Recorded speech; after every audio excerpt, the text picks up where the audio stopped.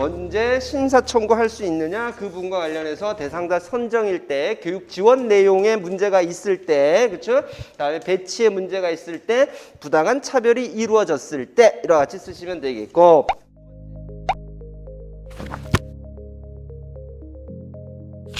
상반행동 차별 강화와 대체행동 차별 강화는 문제 행동과 강화받는 행동과의 관계가 행동의 기능적인 측면에서 서로 다르다. 이해하셨습니까?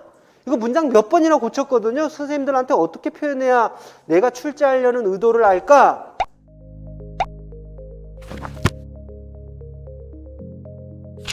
강화를 제공을 했다. 이게 지금 평균의 개념 아닙니까? 맞죠? 변동 간격이니까 평균의 개념이 적용이 된 거 아닙니까? 하나, 둘, 셋 이렇게 따박따박 주는 게 아니라 평균 주기만 하면 돼. 주기만, 시간 간격마다 주기만 하면 된다라는 게 편동 간격 강화 계획인데,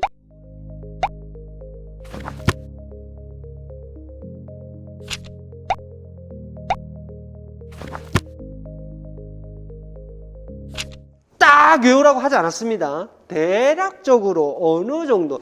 그러나 요 수는 조금 신경 써라. 수는 신경 써라. 보면 30에서 60 사이에 존재하더라. 30에서 60 사이, 30에서 60 사이 데시벨에 존재하더라. 시험에 냈던 게 뭡니까? 이거 아음.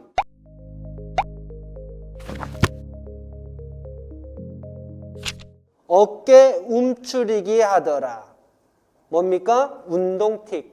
그쵸? 그러나 내용을 끝까지 보시면 됩니다. 이 선생님이 맡은 지 1학기지만 작년에도 1년 내내 그랬다고 한다. 맞죠? 1년 이상이다. 이 학생은 지금 중학교입니다.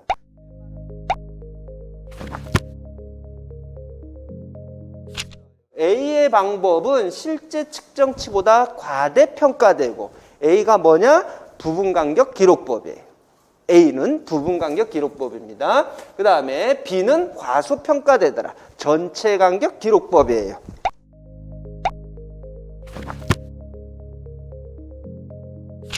자, 특성.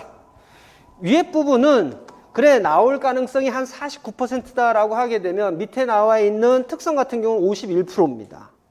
그만큼 이 부분은 출제될 가능성이 더 높아요. 왜냐 그러면 앞에서 미리 내가 할 수 있음에도 불구하고 포기해버린다라는 취지에서 이미 학습된 무력감이라는 이야기는 전부 나온 겁니다.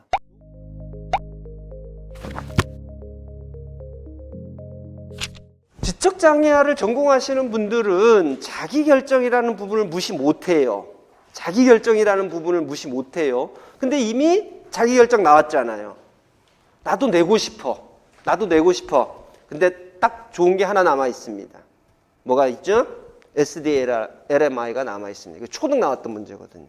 SDLMI가 지금 남아 있단 말입니다.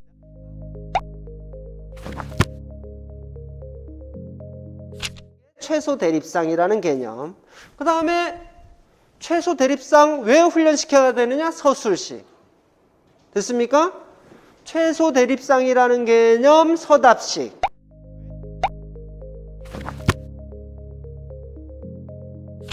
이분 척추는 완전히 시험법에 세트로 들어갑니다. 어느 하나 뺄 게 없이 세트로 들어가는데 잠재 이분에서부터 척수 수막류입니다. 요 지금 보시게 되면 이렇게 잘라서 봤을 때 척수 수막류는 안에 있는 신경 자체가 잘려 있다라는 거 확인하시면 되겠습니다.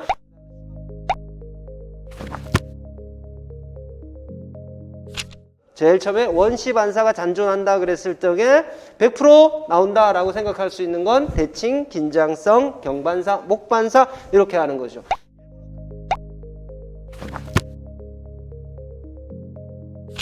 시험 나온다라고 하게 되면 대발작이라고 불렀던 전신, 긴장성, 간대성 발작 이게 나올 가능성 상당히 높겠죠.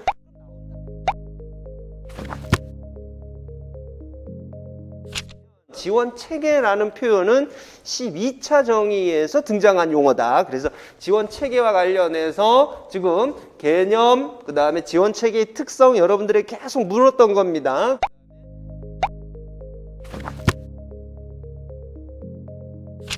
통합된 환경에 배치돼야 된다 해서부터 통합된 환경에 배치되면 뭐해? 개인의 선택권이 있어야지. 선택권이 있으면 뭐해? 일반적인 지원도 있어야 되고 전문적인 지원도 있어야지 이렇게 저는 해석한다라고 해서 여러분들에게 말씀드린 적 있죠. 그렇죠? 그 순서에 맞춰서 위치도 조금씩 바꿔놨습니다. 여기 보시면 자연적 지원이라는 게 여기 들어가 있었는데 맞죠? 일반적 지원 안에 자연적 지원이 있는데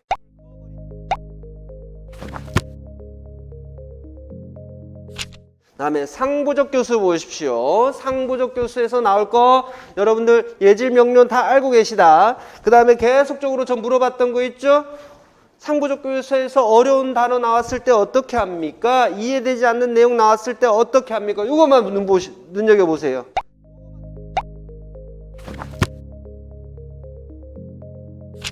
발화 후 언어 자극 전략 들어갑니다. 자, 기본적으로 선생님들 위에 하나, 둘, 세 개 꼭 알아둬요.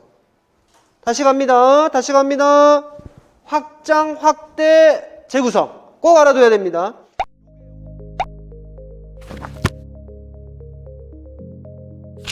이 언어적 특성까지 하나 쭉 이게 한 세트로 묻게 된다면 지금 불수의 운동형을 한 세트로 묻게 된다면 제일 마지막에 물어볼 수 있는 건 이 부분이 아닌가 싶어요. 지금 의사소통 지도와 관련해서 어려운 문제 아니잖아요. 그렇죠? 어려운 문제가 아니라서 호흡 능력 강화하고 자세 조정 훈련이다라고 이야기를 하면서 이 부분 요 끝에 자세 조정 훈련을 뒤집어서 설명을 해버린다든지 이런 부분들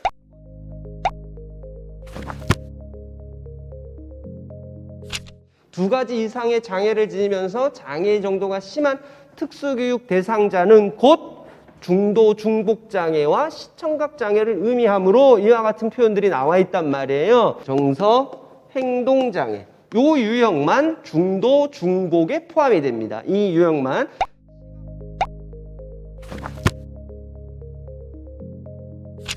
법에 중도 중복 장애와 뭐가 언급이 되어 있다? 시청각 장애. 감각 장애 여기서 통용되지 않습니다. 반드시 시청각 장애라고 써 주셔야 됩니다.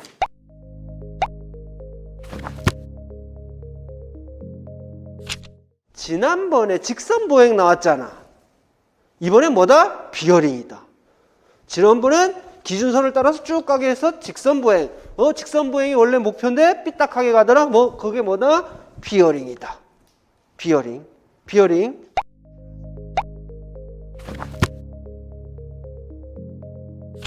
두 가지를 저한테 꼽으라 그러면 여러분들 시험 범위 안에 들어가는 것들 중에 두 가지를 꼽으라 그러면 요거 상부 핸드 트레일링 1번과 3번.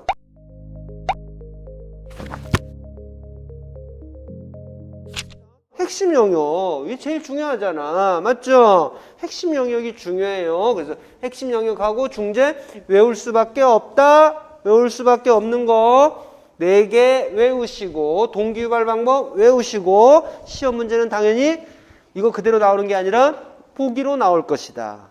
보기로 나올 것이다.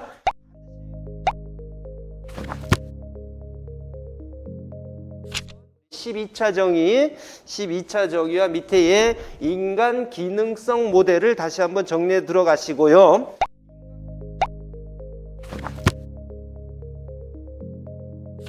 지원 강도 척도가 시험 문제의 답이었습니다. 그건 나올 수가 없잖아요. 지원 강도 척도가 아니라 지원 강도 척도의 평가 척도를 여러분들이 확인하고 들어가시라는 겁니다.